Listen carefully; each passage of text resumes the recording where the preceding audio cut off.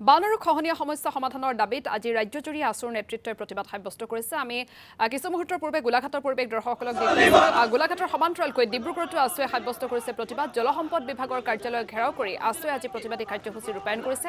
পোনপটীয়াকৈ ডিব্ৰুগড়লৈ যাব বিচাৰিছোঁ। আমাৰ সাংবাদিক দেৱজিৎ চুতীয়া আছে। দেৱজিৎ চুতীয়া, পোনে পোনে আপোনাৰ ওচৰলৈ আহিছোঁ। প্ৰতিবাদস্থলীত কেনেধৰণৰ পৰিৱেশ, লগতে প্ৰতিবাদকাৰীৰ দাবীসমূহ কি?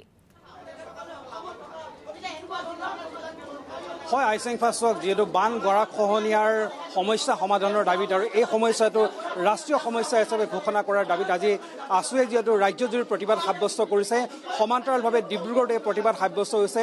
বিশেষকৈ জলসম্পদ বিভাগৰ কাৰ্যালয় ঘেৰাও কৰি আছুৱে প্ৰতিবাদ সাব্যস্ত কৰিছে। ডিব্ৰুগড় যিটো আঞ্চলিক জলসম্পদ বিভাগৰ কাৰ্যালয় আছে, সেই কাৰ্যালয়ত দেখিছে যে শ আছু কৰ্মী আহি তেওঁলোকে ইয়াত প্ৰতিবাদ সাব্যস্ত কৰিছে। কাৰণ এই অসমৰ বান গৰাখহনীয়াক ৰাষ্ট্ৰীয় সমস্যা হিচাপে ঘোষণা কৰা আৰু সমস্যাটো স্থায়ী সমাধান কৰাৰ দাবীত এই বিক্ষোভ কাৰ্যসূচী তেওঁলোকে গ্ৰহণ কৰিছে। পুৱাৰে পৰা দেখা পোৱা গৈছে জলসম্পদ বিভাগৰ কাৰ্যালয়সমূহ, সমগ্ৰ অসমৰ জলসম্পদ বিভাগৰ কাৰ্যালয়সমূহ আজি কঁপি উঠিছে।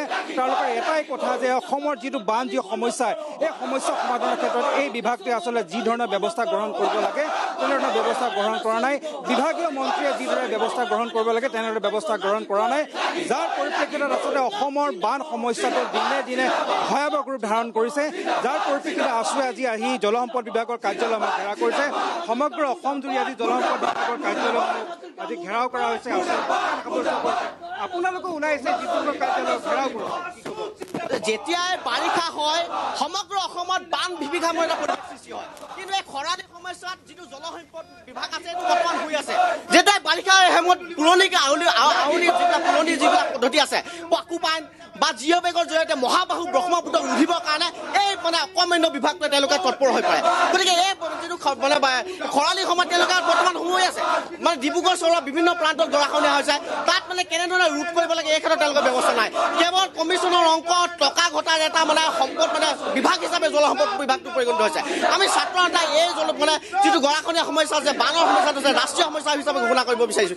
বাৰে বাৰে দাবী উত্থাপন কৰিছোঁ। কিন্তু কেন্দ্ৰ চৰকাৰে এই সমস্যাটো কেৱল মাহিয়া দৃষ্টিৰে চাই আছে।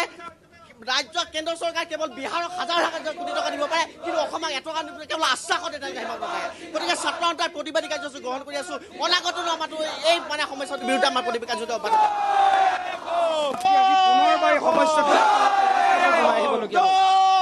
প্ৰথম কথা, অসমৰ বানপানী আৰু গৰাখহনীয়া সমস্যাটো ৰাষ্ট্ৰীয় সমস্যা হিচাপে ঘোষণা কৰিবই লাগিব। ডিব্ৰুগড় জিলাত যি জলসম্পদ বিভাগৰ কাৰ্যালয় আছে, এই কাৰ্যালয়ত কেৱল মাত্ৰ দালালীসকলে ভৰপূৰ হৈ আছে। ইয়াৰ ঠিকাদাৰসকলে কেৱল মাত্ৰ কমিশ্যনৰ অংকত কাম কাজ কৰে। বানপানী অহাৰ লগে লগে যেতিয়া বানপানী বাঢ়িব, সেই সময়ত তেখেতসকলে কিছু কাম কৰি বহুত টকা সৰুকাই লৈ যোৱা আমাৰ প্ৰমাণ আছে। য'ত নেকি 9-10 লাখ টকাৰ কামত কেৱল 2 লাখ টকাৰ কাম কাজ কৰি টকা হুৰুকাই লৈ যোৱা আমাৰ হাতত প্ৰমাণ আছে। গতিকে এনেকুৱা এটা জলসম্পদ বিভাগৰ কাৰ্যালয়টোক নাকি লগাবৰ কাৰণে পীযুষ হাজৰিকা, জলসম্পদ বিভাগৰ পীযুষ হাজৰিকা আমি আহ্বান জনাইছোঁ। ডিব্ৰুগড় জিলাত বিভিন্ন প্ৰান্তত বানপানী হৈ আছে, গৰাখহনীয়া হৈ আছে। বিভিন্ন জেগাত ডিব্ৰুগড় বিভিন্ন স্থানত মথাউৰি ভাঙি ছিঙি লৈ গৈছে। মথাউৰিৰ ওপৰত আপোনালোকে যি গ'লে দেখিব যে বাঘ লুকাব পৰাকৈ বৃহৎ হাবি জংঘল হৈ আছে। জংঘল হোৱাৰ ফলত যাৰ কাৰণে বানপানী হোৱাৰ লগে লগে মথাউৰি ভাঙি বহু ৰাইজৰ ক্ষতিগ্ৰস্ত হ'বলগীয়া আছে। গতিকে এনেকুৱা পৰিস্থিতি হৈ থকাৰ পাছতো জলসম্পদ বিভাগৰ এই কাৰ্যালয়ত থকা বিষয়াসকলে কিন্তু 8 মাহ হৈ থাকে, কেৱল 4 মাহ তেখেতসকলে কাম কাজ কৰি দৰমহা লৈ আছে। গতিকে এনেকুৱা বিভাগক আমি পীযুষ হাজৰিকাক নাকি লগাবৰ কাৰণে আহ্বান জনাইছোঁ। আৰু পীযুষ হাজৰিকাই যদি নাকি লগাব নোৱাৰে তেতিয়াহ'লে কিন্তু জলসম্পদ মন্ত্ৰী হিচাপে পদত্যাগ কৰিবৰ কাৰণে আমি আহ্বান জনাইছোঁ। আচলতে এনেধৰণে আছুৱে যিহেতু প্ৰতিবাদ সাব্যস্ত কৰিছে, তেওঁলোকৰ এটাই কথা যে অধিকাংশ সময় আচলতে এই বিভাগটো নিষ্ক্ৰিয় হৈ থাকে। যেতিয়া বাৰিষা অহাৰ লগে লগে তেওঁলোকে তৎপৰতা দেখুৱায় আৰু য'ত কিঞ্চিত কাম কৰি তেওঁলোকৰ দায়িত্ব সামৰে। যাৰ পৰিপ্ৰেক্ষিতত আজি দেখা পোৱা গৈছে যে অসমৰ সমগ্ৰ অঞ্চলবিলাকত এনেদৰে বানপানীয়ে বিস্তৰ ক্ষতি সাধন কৰিছে। সমান্তৰালভাৱে ডিব্ৰুগড়তে বানপানী যথেষ্ট ক্ষতি সাধন কৰিছে, মথাউৰি ভাঙিছে, গৰাখহনীয়া হৈছে। তাৰ পৰিপ্ৰেক্ষিতত দেখা পোৱা গৈছে আছুৰ শ কৰ্মী আহি আজি জলসম্পদ বিভাগৰ এই কাৰ্যালয় ঘেৰাও কৰি তেওঁলোকে প্ৰতিবাদ সাব্যস্ত কৰিছে।